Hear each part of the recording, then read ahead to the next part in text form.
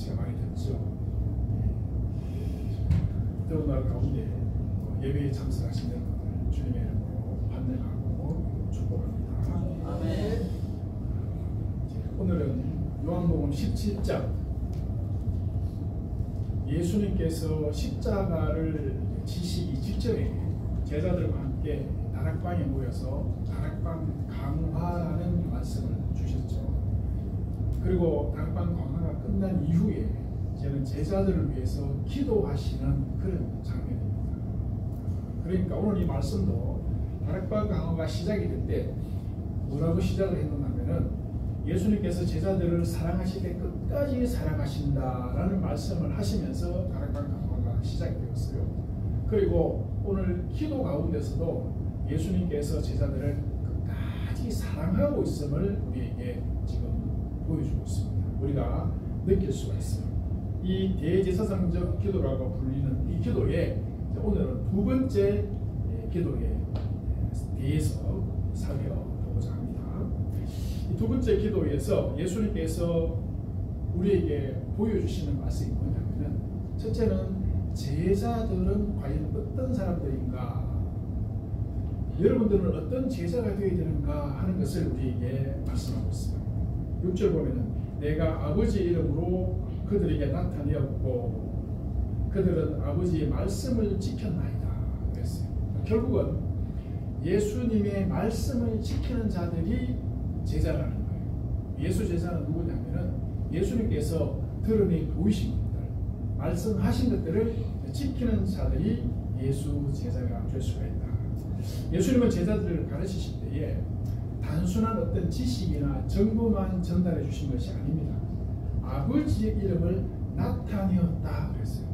예수님께서 세상에서 행하셨던 모든 일들, 제자들을 통해서 세상에 보여주시고 가르치시고 하신 모든 기적과 표적들, 그게 뭐냐면 사실 아버지의 뜻과 아버지를 드러내 보여주신다는 거죠. 사실은 예수님이 누구신가 하는 것을 보여주신 거예요. 예수님이 내가 누구냐 하는 것을 보여주신 건데 결국은 예수님을 통해서 아버지를 드러내 보여주셨다. 나타내셨다. 아버지 이름을 그들이 나타내었다라고 하는 이 나타내었다라는 이 말이 요한복음 2장 11절에 보면은 갈릴리 가나에서 표적을 보여주셨을 때 그 표적을 통해서 아버지의 영광을 드러내 보였다 하죠. 영광을 나타내 보였다 했잖아요. 그런 의미예요. 그러니까 단순하게 그냥 잠깐 보여주신 것이 아니라 어떤 그 영광, 어떤 기적, 표적 가운데 하나님 누구신가 하는 것을 깨달을 수 있도록 보여주시고 나타내 보여주신 것, 그런 말하는 거죠. 그러니까 이 아버지의 이름, 여러분 이름 하면은 그 이름 속에 뭐가 포함되어 있습니까? 그분의 직업이라든지 그분의 어떤 인격이라든지 그죠? 성품이라든지 그분의 본질, 본성 뭐 이런 것들이 그 속에 포함되어 있잖아요.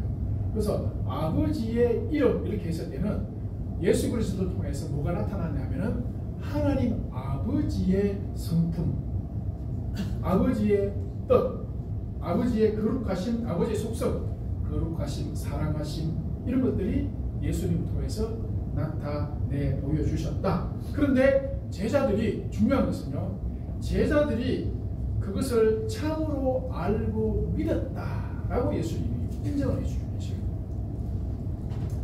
우리가 아는 것은 사실 제자들이 100% 예수님에 대해서 알고 믿었느냐 하면 아직 아니라는 것을 우리는 알아요. 아직은 아니에요. 그러나 우리 예수님은 제자들이 앞으로 온전하게 믿고 알고 신뢰하고 나아갈 것에 대해서 확신하는 거예요. 예. 이 제자들은 내가 3년 동안 공생의 사역을 통해서 보여주고 말씀했던 모든 것들을 이제 다 알고 이제는 다 이해하고 깨닫고 믿습니다 라는 것을 먼저 하나님께 기도하고 있다는 것입니다.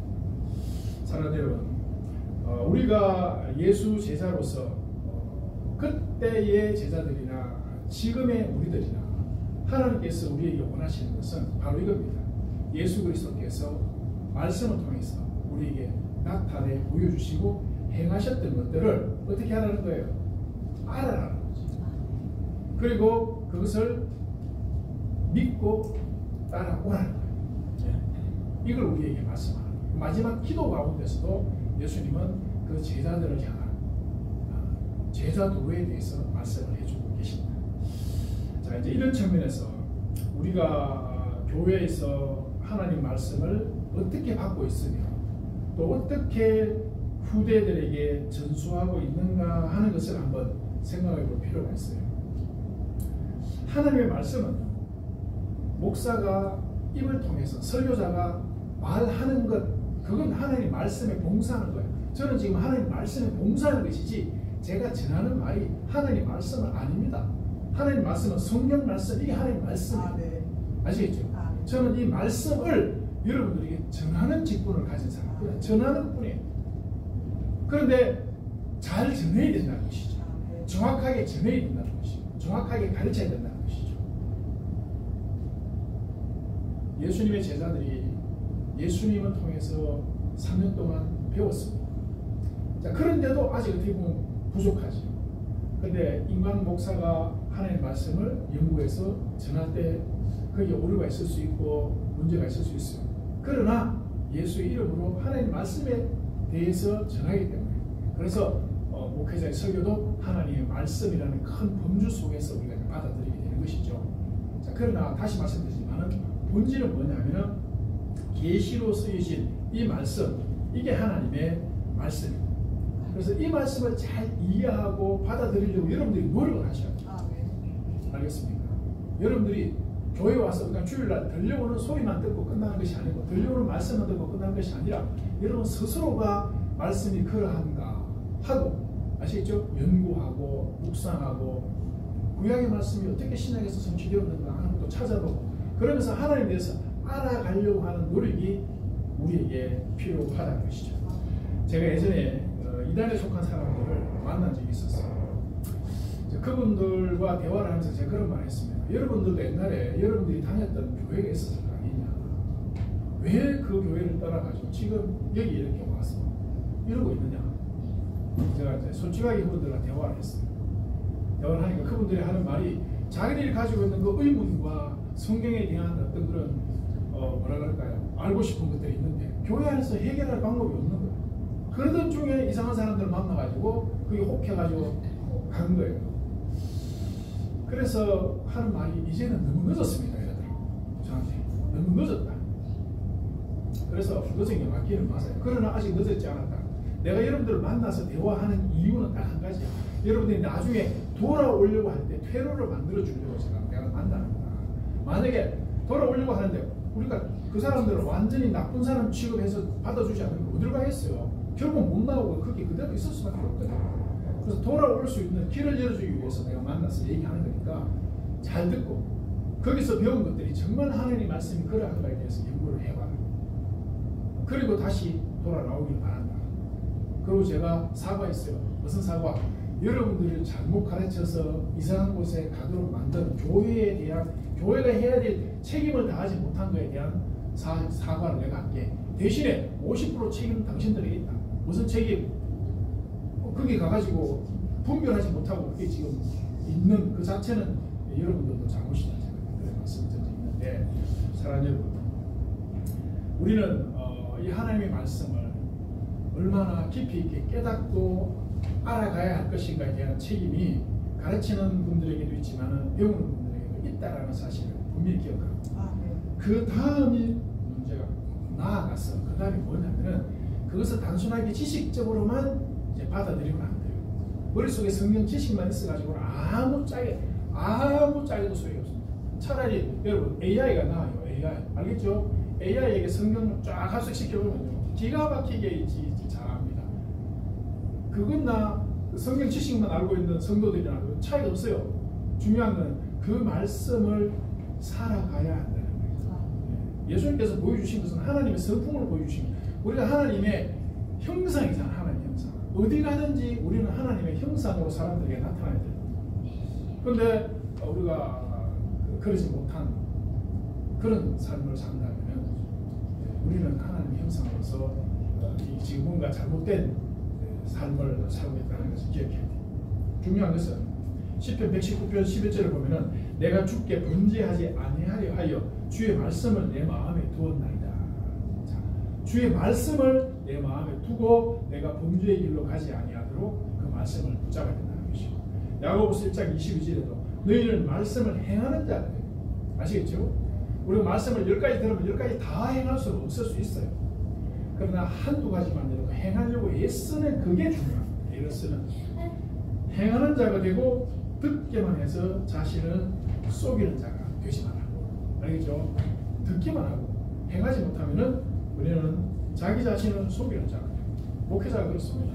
목회자가 제일 힘든 건 뭐냐면, 설교를 하면서도 내가 그 삶을 살지 못하는데, 성도들이 내가 이렇게 살고 있으니까 나를 보고 따라오시오, 그렇게 말할 수 있는 사람은 아무도 없습니다. 그러나 전한 말씀에 대해서 부끄럽지 않도록 살아가려고 애는 쓰고 있거든요. 그렇습니다. 우리가 할 수 있는 것은 예수님께서 그걸 원하시는 거예요. 예수 제자는 어떤 사람이 예수 제자는 하나님의 말씀을 잘 듣고 잘 이해하고 그 말씀을 통해서 예수를 따라가려고 하는 삶을 살자 이거죠. 그게 예수 제자다. 예수 제자의 정체성에 대해서 예수님께도 가고 그렇게 말씀하셨고, 두 번째는 예수 제자는 예수 사랑받은 사람들이에요. 알겠습니까? 여러분들 하나님 사랑 받고 있어요? 안 받는 것 같아요? 하나님 사랑, 나는 하나님 사랑하지 않는 것 같다. 그런 사람 손 한 들어보세요. 네? 나는 하나님이 나하고는 아무 관계 없는 것 같아요. 그럴 수도 있어요. 그런 느낌이 올 수 있어요. 하나님 살아 계신가 싶기도 하고, 하나님 사랑이 있다면 나한테 왜 이러시나, 그럴 수 있어요. 그럴 수 있는데, 여러분 그럼에도 불구하고 하나님 살아 계시고 여러분 사랑하고 계십니다. 아시겠죠? 의심하지 마세요. 하나님의 사랑은 의심할 필요가 없어요. 다시 한번 생각해 보면은 하나님은 그래도 나를 이만큼 사랑하고 계신다 하는 것을 분명히 알 수 있습니다. 17장 9절에 보면은 예수님은 내가 저희를 위하여 비옵나니, 자, 내가 저희를 위하여 비옵나니, 이거 오늘 말씀 제목이죠. 저희를 위하여 비옵나니, 내가 비옵는 것은 세상을 위함이 아니에요. 자, 예수님 기도하는 것은 세상의 사람이나 세상을 위해서 기도하는 것이 아니고 누구를 위해서 기도한다? 아버지께서 내게 주신 자들을 위하여 하는 것이죠. 알겠죠? 예수님이 하나님 보좌 우편에서 지금도 기도하고 계십니다. 기도하는 이유는 뭐냐면은 아버지께서 예수께 주신 바 된 사람들, 바로 여러분, 우리를 위해서 지금 예수 그리스도께서 보좌 우편에서 아버지께 간구하고 계십니다. 자, 이런 하나님의 사랑, 하나님이 나와 함께 하시는구나, 나를 선택적으로 사랑하시는구나. 세상에 인구가 70억이라면 그 70억 가운데 하나님이 택한 자들이 있어요. 하나님이 특별히 사랑하는 자들이 있다. 그 사랑을 우리가 입고 있다. 어떤 사람은 그러더라고요. 제가 전도를 해보니까, 도를 아십니까? 하는 어떤 분이 그러더라고요. 하나님은 너무 바빠서 사람이 너무 많아가지고 일일이 다 못한다는 거예요. 그냥 알아서 그냥 살아가도록 그렇게 해놔, 이런 거예요. 여러분, 컴퓨터가 어떤 데이터를 처리할 때 그 데이터량이 수백억 개가 돼요. 그 가운데서 우리가 어떤 요구사항을 입력을 하면은 수백억 가운데서 거기 맞는 것을 딱 찾아가지고 딱 가져가요. 맞아요, 안 맞아요? 네. 기계, 인간이 만든 기계도 수백억 개 가운데서 데이터 딱 찾아서 딱 주는데, 천지를 만드신 하나님을 우리가 믿는다. 그 하나님 70억 인구 가운데서 여러분 한 사람 한 사람 기억 못 하시겠어요? 다 알고 계십니다. 네. 하나님이 아무리 바빠도요, 하나님의 그 바쁜 거는 우리 인간의 어떤 합리적인 어떤 이 사고 틀 속에 하나님 가둘 수가 없습니다. 하나님은 전능하신 하나님, 우리 생각 이상으로 역사하시고 보시고 아시는 그 하나님이시다.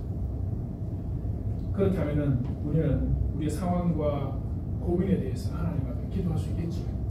네, 우리 상황과 형편과 고민이 있으면 하나님 앞에 기도하면 하나님 분명히 1대1로 하나님 아십니다. 여러분 요즘 인공지능, 컴퓨터 인공지능 활용해 보셨어요? 챗 GPT라든지 많이 나오고 있습니다. 세상에 수많은 사람들, 예, 수천만 명이 거기 동시에 접속을 해가지고 자기가 알고 싶은 질문을 던져요. 그러면 이 컴퓨터가 동시에 그 사람들에게 거의 동시에 다 1대1로 대화하는 것처럼 다 해줘요. 해보신 분들은 무슨 말인지 아실 거예요. 하나님은 70억 인구가 아니라 7억억이 된다 할지라도 그 사람들에게 1대1로 동시에 대화하시는 분이 하나님이십니다. 아시겠죠? 그 하나님의 능력을 절대 평하지 마시고 구하십시오. 엎드리시고 대화하시면 하나님 다 들으시고요. 놀라울 정도로 우리 가운데 말씀하시고 인도해 주십니다. 누군가 날 위해 기도하네. 이런 찬양 있죠. 앞으로 저는 이 찬양이 별로 마음에 안 들어요. 누군가 나를 위해 기도하네. 이게 너무 조금 신론적인 것 같은, 약간 사이비 같은. 하여튼 저한테는 그런 느낌. 누군가 나를 위해 기도하네. 누가 나를 어떻게 하고 기도한다. 누가 우리 기도에 해서 기도해. 누군가가 아니고 예수님이 나를 위해 기도하네. 아시겠죠? 누군가 나를 위해 이거는 와닿지가 않아요. 예수님께서 나를 위해 기도하고 계십니다. 어디에서? 하늘 보좌 우편에서 나를 위해 기도하고 계십니다. 이걸 믿읍시다. 믿으세요. 진짜 분명히 하나님은 여기시고 우리가 생각하는 것 이상으로 우리를 택하셨어요. 알겠어요, 여러분? 오늘 여기 예배드리러 온 거 그냥 뭐 여러분들이 어쩌다 보니까 나온 것 같다 생각하면 절대 안 됩니다. 제가 주중에 우리 환우들 가운데 교회 다닙니다라고 하고 이분한테 체크하신 분들은 저한테 다 연락이 와요. 그럼 제가 그분들한테 문자를 보냅니다. 예배가 있습니까? 오세요 하고 보내지. 그럼 그 가운데 오시는 분만 오셔요. 그리고 오신 분들은 또 제가 오신 분들 가운데 하나님께 특별히 저한테 감동 주는 분이 있어요. 예배드리면서 보면은. 그럼 제가 그분들을 가서 만나서 대화를 하고 하다 보면은 특별히 하나님 그분에게 제 감동을 준 이유가 있어요. 하나님은 절대로 우연이 없고 근황이 없습니다. 하나님의 교회 가운데서 역사하시고 인도하시는 분이 역사하시는 우리가 꼭 기억하시기 바라고. 그리고 예수님께서는 아주 구체적으로 기도를 하셨습니다. 17장 11절을 보면은 뭐라고 기도하시냐면은 내가 세상에 더 있지 아니하오나 예수님이 이제 곧 떠나십니다. 저희는 세상에 있사오니. 자, 아시잖아요. 보세요. 나는 떠나지만 저들은 세상에 남아서 계속해서 복음을 전해야 된다라는 예수님 아시고 거룩하신 아버지여 내게 주신 아버지의 이름으로 저희를 뭐 해달라고? 뭐 해달라고 그랬어요? 11절에 지켜달라는 거죠. 네? 아버지의 이름으로 저희를 지켜주세요. 이렇게 기도하고 있어요. 예수님께서 나는 떠나지만 이 어둠의 세상 가운데 세상 임금들이 지금 저들을 괴롭히고 저들을 시험하고 저들에게 모진 고통을 가져다 줄 것인데 아버지 하나님 저희들을 아버지의 이름을 걸고 지켜달라. 야, 여러분 세상에서 가장 빽 있고 힘있는 사람 누구예요? 사실 자기 아버지가 제일 센 사람이죠. 자기 아버지가 제일 센 사람이 세상에서 제일 센 사람이에요. 그래서 우리 예수님은 하나님의 이름을 걸고 있잖아요. 하나님의 이름을 걸고 우리를 지켜달라고 이 기도가 거짓이 아니라면 하나님의 이름으로 우리를 지금 지키고 계십니다. 이 부분에 있어서 여러분 믿으세요. 믿고 담대하게 세상을 살아가는 것과 그냥 힘없이 맥 빠진 사람처럼 세상을 살아가는 것 전혀 달라요. 아침에 여러분 출근할 때 가방 들고 저는 집에서 나올 때 그런 생각 가지고 옵니다. 맨날 똑같은 인생이 계속 날마다 반복된다. 도대체 사는 게 이게 뭐야 싶은 생각이 종종 한 번씩 들 때가 있어요. 그러나 하나님께서 나한테 주신 사명이 있는 거예요. 사명. 그냥 하루하루 그냥 살다가 어느 날 갑자기 병들어서 죽는 게 그게 인생이 아니고 하나님이 사명이 내 인생 가운데 있다. 그래서 내가 지금 그 사명 감당하러 가는 것이고 사명이 끝나면 하나님 나를 불러갈 것이고 그러니까 손해볼 일이 하나도 없어요. 당당하게 주의 일을 할 수 있고 내가 주의 어떤 하루하루의 삶을 내가 그렇게 살아갈 수 있는 거거든요. 여러분 그렇습니다.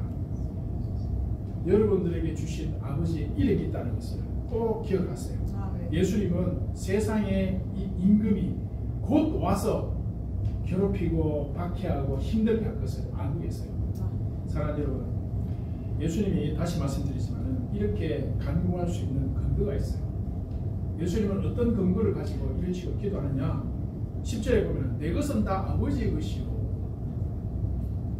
내 것은 다 아버지의 것이요. 이거 누가 준 거예요? 아버지께서 나에게 주신 것이요.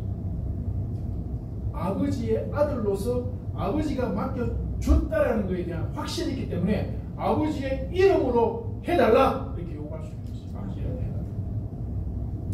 세상에서 여러분 누가 부탁을 했을 때 가장 거절하기 힘든 부탁이, 누가 부탁하면 가장 거절하기 힘들어요? 네?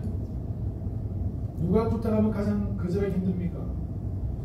유권사님, 누가 거절하면 가장 부탁하기 힘들죠?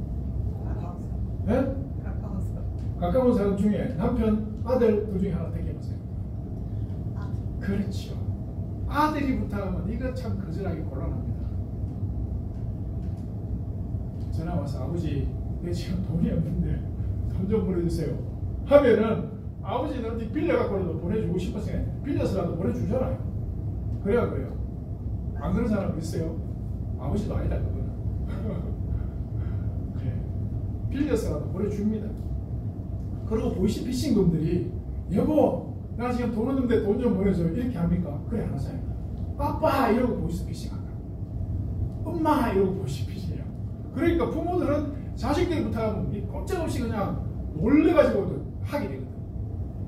우리 예수님이 바로 그런 거죠. 아버지의 이름, 아버지와 아들과의 그 관계를 통해서 기도를 하고 있다.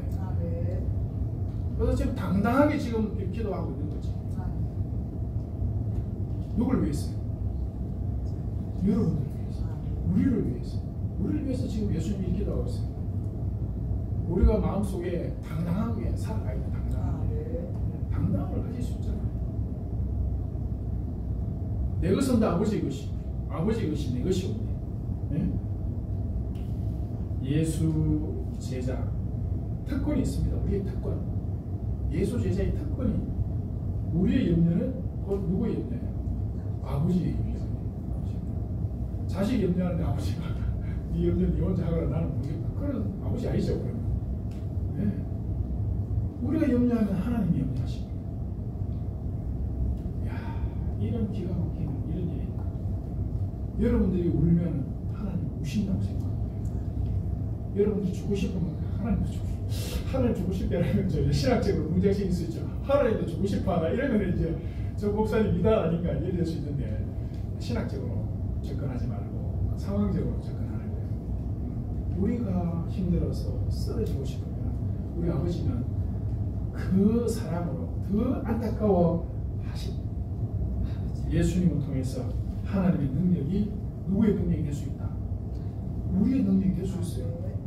아멘 해보세요. 하나님의 능력이 여러분의 능력이 될 수 있습니다. 아멘. 아멘. 진짜요. 방금 아멘 하신 분들 앞에 10년 동안 하나님의 능력이 특별하게 부어지기를 축원합니다. 진짜. 하나님의 사랑이 우리의 사랑이 될 수 있어. 아멘. 그래서 우리가 담대하게 힘들고 어려워도 찬송 부르면서 나아갈 수가 있는 것입니다. 이게 예수 제자의 특권인데, 예수님은 바로 지금 이 기도를 하고 계신 것이죠. 사랑하는 여러분, 다양한 시련이 찾아오고 유혹이 찾아와도 하나님 보호하심이 있음을 믿고, 하나님이 나의 피난처시다, 하나님 나의 피할 방이시다, 이걸 믿고 우리가 이기는 자가 되어야 됩니다. 아멘. 예수님께서 요한복음을 통해서 잠깐 말씀하셨지만은 요한계시록을 통해서는 더 자세하게 말씀하십니다. 이기는 자가 되라. 이기는 자가 되라. 그리고 예수 제자의 정체는 마지막으로 18절을 보면은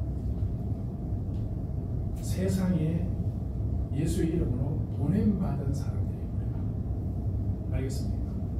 여러분, 세상에 우연히 태어난 것 같죠? 우연히 태어난 사람 없습니다. 다 하나님께서 여러분들을 특별히 불러서 시우하고 은우도 하나님께서 보내신 거예요. 믿음의 가정에 자녀를 보내실 때는 그냥 어쩌다 태어난 게 아닙니다. 부모 입장에서는 어쩌다 태어났다고 생각할 수도 있겠지만, 그러나 그게 아니라 하나님께서는 그 아이들을 믿음의 가정에 보내셔서 그 아이들을 통해서 믿음의 대를 이어서 하나님 나라를 지금 계속해서 이어가기를, 오고 오는 시대에 계속해서 주의 복음의 그 역사를 이루어가기를 하나님께서 원하시고 계십니다. 알겠습니까? 이거 믿어요. 이거 자식을 키울 때 그냥 내 자식이 이런지 생각하지 마시고 하나님께서 하나님 나라를 위해서 이 땅에 보낸 아이라고 생각하고 기르시라고. 네, 그러면은 애를 대하는 태도라든지 그 아이를 향한 마음이 분명히 더 달라질 수가 있어요. 사실이 그렇습니다. 아버지께서 나를 세상에 보내신 것 같이 나도 그들을 세상에 보내었다. 이게 예수님이 제자들을 향한 이 뭐라 할까요? 명제입니다. 그래서 우리가 세상에 온 것은 아버지께서 보내서 온 거예요. 우리가 어디에 있든지, 알겠습니까? 어디에 있든지 그 자리가 곧 나의 사명의 자리예요. 뭐 조금 편하고 좋은 자리 있다 해서 내가 잘났다 생각하면 바보지요, 바보. 우리가 원래 제가 첫 목회 시작할 때 큰 교회 막 조국에 있는 목사님들이 위대한 목사, 좋은 목사로 막 보이는데 시간이 지날수록 그게 아니구나. 철이 들면 아 그게 아니구나. 힘들고 어려운 자리에 거기 가서 자기 몫을 감당하는 목사님, 아 정말 저런 분이 위대하구나 라는 것을 이제 점점점 깨달아지게 되지요. 성도님들도 그렇게 생각하셔야 돼요. 큰 교회에 있는 목사님들, 좋은 차 타고 다니는 목사님들 위대하고 좋은 목사로 보이면 여러분 그는 개눈깔입니다. 알았어요? 내 눈은 개눈이구나 이렇게 생각하십니다. 세례받지 못한 세상적 눈이구나 이렇게 생각하십니다. 그게 아니라 개척교회에서 힘들게 남들이 안 가려고 하는 그런 오지의 농촌의 저 힘든 그 선교지에 거기 나가서 누가 알아주지 않는 곳에서 거기서 힘들게 수고하시는 그분들을 여러분들이 이해하고 알아진다면 여러분들의 눈은 예수 제자의 눈이 맞아요. 알겠습니까? 성도님들도 마찬가지예요. 성도들도 힘든 어려운 교회에서 애쓰고 힘쓰면서 헌신하고 충성하는 성도들, 그분들이 위대하고 대단하게 보이게 돼요. 큰 교회 있다고 우리는 큰 교회 다니는 성도들이야 라고 만약에 거기서 의시되고 있다면 참 안타깝지만 아직 멀었습니다. 우리의 일상이 사명의 자리예요. 알겠죠? 일상 내가 있는 곳이 회사에서 정직하게, 가정에서는 가족들을 사랑하고 이웃들에 대해서 친절하고, 어디에 있든지 내가 예수 그리스도의 형상이야. 나를 보면 예수를 보는 것처럼. 예수 형상이잖아. 하나님의 형상 맞아요, 안 맞아요? 맞잖아요. 하나님 형상 맞죠? 아닌 사람 손 들어봐요. 우리는 하나님 형상이에요. 어디 가든지 사람들은 우리를 보고 하나님을 보게 되어 있습니다. 예, 바로 그런 그리스도의 향기고 그리스도의 편지로 세상에 우리가 보냄을 받았다. 아, 예수님 그래 보냈어요. 여러분들은 그걸 실감 못할지 몰라도 예수님은 그렇게 보내셨다는 사실 우리가 기억해야 돼요. 특별히 우리 교회가 병원 가운데 존재하게 된 것 자체가 하나님께서 이 병원을 통해서 환자들을 섬기고 연약한 분들, 가난한 사람들을 도와주라고, 그리고 평일날 나와서 봉사하시는 여러 교회의 성도들과 협력해서 지금 이 병원을 우리가 봉사하고 섬기고 있는 거예요. 그래서 이 일을 우리가 해나가는 데 있어서 힘들고 어려운 일이 많지만, 사실은 늘 말씀드리지만 저는 지금까지 목회하면서 지금 제일 행복하다고 그런 말씀드렸어요. 이건 거짓말이 아닙니다. 정말 지금 제가 행복해요. 서울에서 또 뭐 강원도에서, 부산에서, 대구에서 다 이렇게 목회지에서 목회해봤지만, 울산에서 이 병원에 들어와서 제가 사역을 하면서 하나님 제가 목사가 뭐군요. 아 이게 목회인데 내가 지금까지 뭐하고 다녔나 이런 생각 좀 사실은 좀 들었던 적이 있습니다. 물론 그건 저의 경험입니다. 예, 저의 경험이니까 제 개인적인 거니까 이해해 주시고, 다시 말씀드리지만 하나님 우리는 어디 있든지 예수 그리스도의 거룩한 형상으로서 예수 제자로서의 사명을 감당해 나가는 그런 우리가 되기를 지금 예수님이 기도하고 있다는 것을 기억하시기 바랍니다. 마지막 말씀을 맺습니다. 6.25 전쟁 때 여러분 흥남 철수작전이라고 아시죠? 흥남에서 1사부 때 철수할 때 거기서 바닷가에 모이는 피난민들을 다 배에 실어서 데려왔던, 그때 빅토리아호라는 배가 이제 이용이 되었는데 이 배에 14,000명의 피난민을 태우고 그제도로 이제 가게 되었대요. 이 원래 이 배가 한 7,000톤 정도 되는 화물선인데 성선 인원은 60명이다. 사람은 원래 60명 탈 수 있는 자리예요. 화물을 짓는 배거든요. 어쨌든 여기에 이 선장님이 그 실려있는 군수 물자들을 전부 바다에 집어 던졌어요. 왜?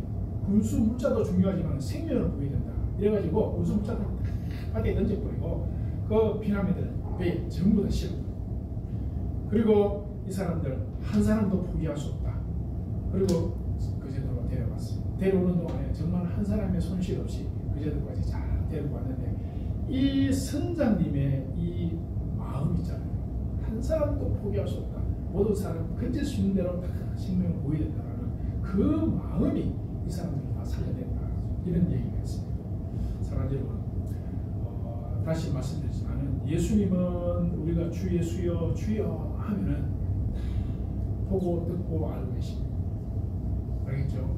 그러니까 어떤 형편, 어떤 절망 가운데서 절망하지 말고 낙심하지 말고 그냥 기도하세요. 사람들한테 가서 얘기해봐야 아무 소용이 없습니다. 흔들립니다. 하나님 앞에 기도하시고 하나님 들으시고 지혜도 주시고 피할 길도 주시고 극복할 수 있도록 하시고 분명히 도와주시는 거예요. 알겠죠? 이 힘든 세상 고생 많습니다. 전화해를 보니까 고생 많은데 이 고생 다 하나님 나라를 향해서 가는 길입니다. 알죠? 이 길목에서 승리하시는 여러분 되시기를 주님의 축원합니다.